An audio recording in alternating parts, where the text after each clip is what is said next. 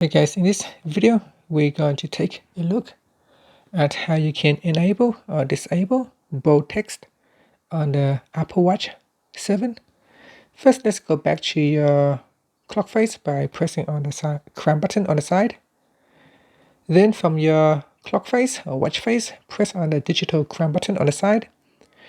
And once you are on the app screen, tap on the settings icon.